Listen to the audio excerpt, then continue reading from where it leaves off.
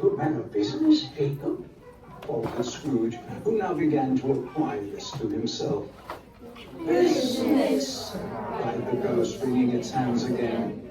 mankind was my business. The common welfare was my business. Charity, mercy, forbearance, and benevolence were all my business.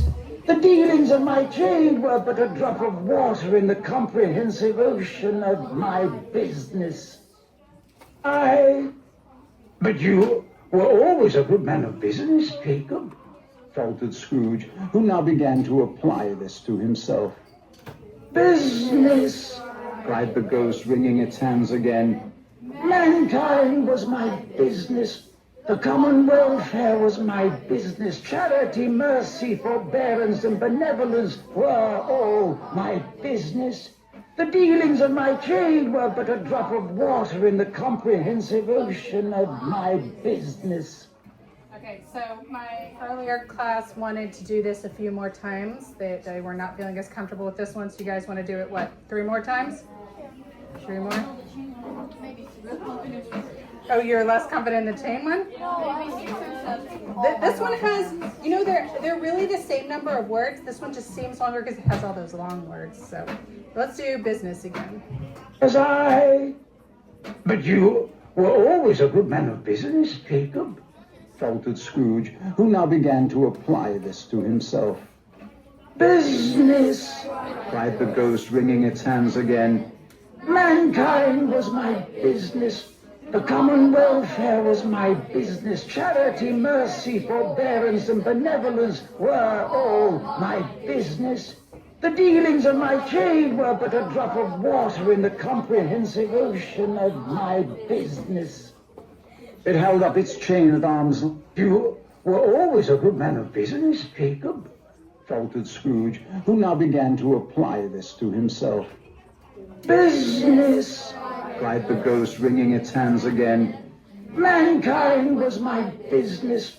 The common welfare was my business. Charity, mercy, forbearance, and benevolence were all my business. The dealings of my trade were but a drop of water in the comprehensive ocean of my business. It held up its... Okay, we'll do it one more time, and then after this, we're going to continue on and finish the story. I want to point out a couple things, and then when we finish it, we'll take the quiz. What time of day is it at this point in the story? Nighttime. It's pretty late, right? Because we had Scrooge close up his office. He went home. I mean, he had his dinner and he's gone home and he's sat by the fire and he's talked to the ghost. And so it has to be getting pretty late in the evening at this point, right? So this is definitely the end of the day. It's Christmas Eve. He's had a long day. Has to be getting tired. So let's do business one more time. Is everybody following along? And remember now at this point, your job will be to follow along from here to the end.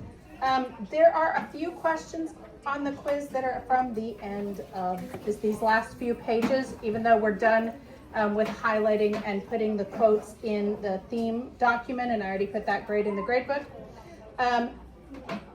I think some of the questions that people seem to have the most trouble with on the quiz are at the very end here. I'm not sure why they trip people up, but make sure that you are paying attention here to what is happening here at the end and what's going on. So business one more time, and then we'll keep going.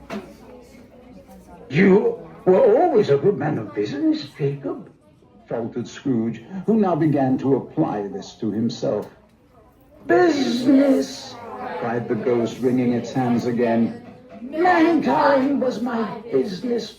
The common welfare was my business. Charity, mercy, forbearance, and benevolence were all my business. The dealings of my trade were but a drop of water in the comprehensive ocean of my business. Following along. It held up its chain at arm's length, as if that were the cause of all its unavailing grief, and flung it heavily upon the ground again. At this time of the rolling year, The spectre said, I suffer most. Why did I walk through crowds of fellow beings with my eyes turned down, and never raise them to that blessed star which led the wise men to a poor abode? Were there no poor homes to which its light would have conducted me? Scrooge was very much dismayed to hear the spectre going on at this rate, and began to quake exceedingly. Hear me, cried the ghost. My time is nearly gone. I will, said Scrooge, but don't be hard upon me. Don't be flowery, Jacob, pray. How is it that I appear before you in a shape that you can see? I may not tell. I have sat invisible beside you many and many a day. It was not an agreeable idea. Scrooge shivered and wiped the perspiration from his brow. That is no light part of my penance, pursued the ghost. I am here tonight to warn you that you have yet a chance and hope of escaping my fate, a chance and hope of my procuring Ebenezer. So he's saying you have a chance to escape my fate. What happened to me, this becoming a ghost and having to go around with this kind of punishing afterlife. A chance and a hope of my procuring Ebenezer. Procuring means, can you figure it out from context? Like, yeah, that I got this chance for you. So he's a good friend. Scrooge says, oh, thank you for being a good friend to me. And then he's going to tell him, okay, here's the deal for this chance I got for you to have a chance to have a different fate than me. And you're going to have to be visited by these 3 spirits. And Scrooge is, again, he's a little bit smart alecky. He's like, I think I'd rather not. And it's like, well, too bad. This is the deal you get. You were always a good friend to me, said Scrooge. Thank you. You will be haunted, resumed the ghost, by 3 spirits. Scrooge's countenance fell almost as low as the ghost's had done. Is that the chance and hope you mentioned, Jacob? He demanded in a faltering voice. It is. Page 20. I think I'd rather not, said Scrooge. Without their visits, said the ghost, you cannot hope to shun the path I tread. Expect the first tomorrow, when the bell tolls 1. Couldn't I take 'em all at once and have it over, Jacob? Hinted Scrooge. Expect the second on the next night at the same hour. The third upon the next night when the last stroke of 12 has ceased to vibrate. Look to see me no more, and look that, for your own sake, you remember what has passed between us. Okay, so we said it's evening now. And when does it say the ghost is coming? At 1. Well, it didn't say 1 a.m. or p.m. What you would expect if it's coming at 1 and it's late at night. Would you expect it at 1 a.m.? I think that's what Scrooge is thinking. But Stave 2 is going to open with him a little confused about when the ghost is coming. So. When it had said these words, the spectre took its wrapper from the table and bound it round its head as before. Scrooge knew this by the smart sound its teeth made when the jaws were brought together by the bandage. He ventured to raise his eyes again and found his supernatural visitor confronting him in an erect attitude, with its chain wound over and about its arm. The apparition walked backward from him, and at every step it took, the window raised itself a little, so that when the spectre reached it, it was wide open. It beckoned Scrooge to approach, which he did. When they were within 2 paces of each other, Marley's ghost held up its hand, warning him to come no nearer. Scrooge stopped. Not so much in obedience as in surprise and fear, for on the raising of the hand, he became sensible of confused noises in the air, incoherent sounds of lamentation and regret, wailings inexpressibly sorrowful and self-accusatory. The spectre, after listening for a moment, joined in the mournful dirge and floated out upon the bleak, dark night.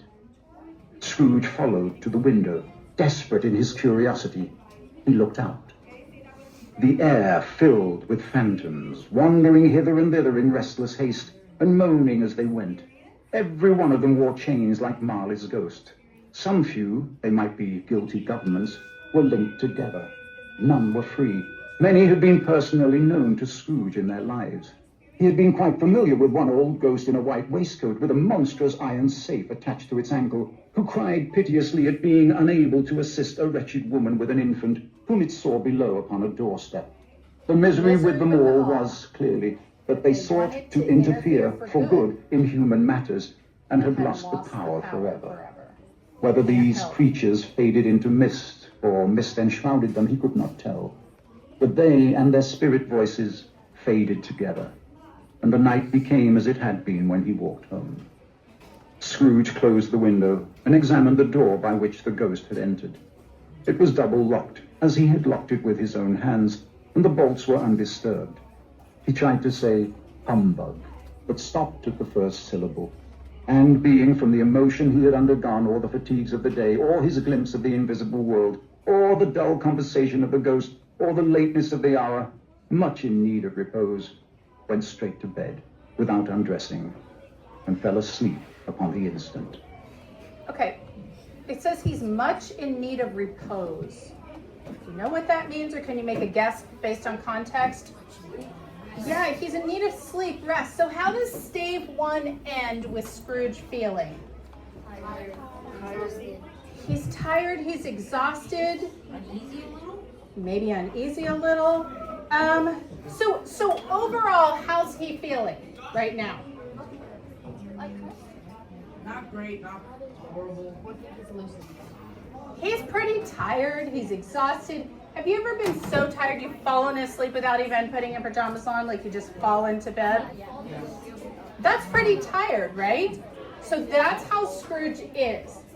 Is he feeling excited and energetic for this thing to come? No. He's feeling tired. He's not feeling excited and energetic. He's just fallen asleep. Okay, so that's where we've ended with Scrooge at the end of Stave 1.